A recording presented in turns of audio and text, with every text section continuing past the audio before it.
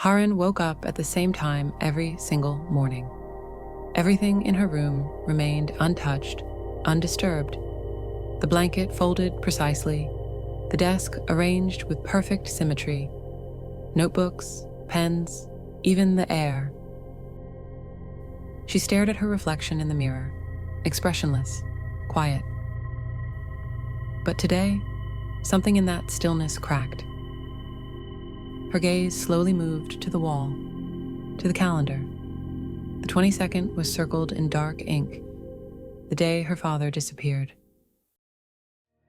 The office was too clean, too still. As she stared at the spreadsheet, the numbers began to tremble. They lost their form, twisted into unfamiliar patterns, and reached into the drawer she hadn't opened in years.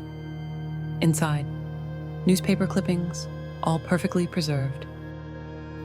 That night, a dream came.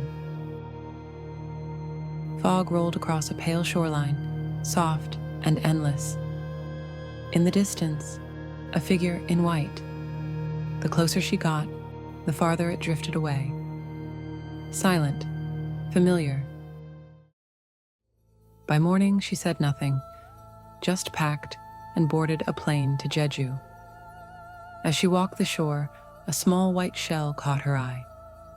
She picked it up and watched as it turned dark in her palm, like moss growing in reverse. The shaman's house stood deep in the hills, hidden behind layers of mist and time. The woman said nothing.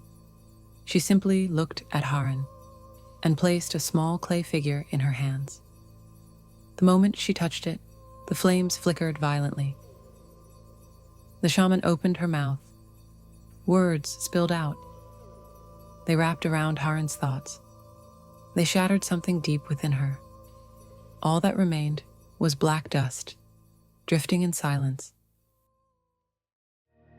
The next morning, Haran stepped into a small boat, alone. It moved slowly through the thick fog, gliding toward the place they called Ieodo. Figures began to appear around her, half-formed, human-like, whispering truths with no sound. They opened their mouths, and time stopped. Then, from the depths, black hands emerged, rising through the stillness. In the middle of them, her father. He was wearing the same old shirt he had on the day he left. He reached for her. She paused, breathed, and slowly reached back. On the jagged rocks of Ieodo, she sat alone. Her hands trembled. A single tear rolled down her cheek. Everything faded into a quiet, white light. The sorrow that had once consumed her softened, melted. And in that moment, for the first time in years, Haran felt free.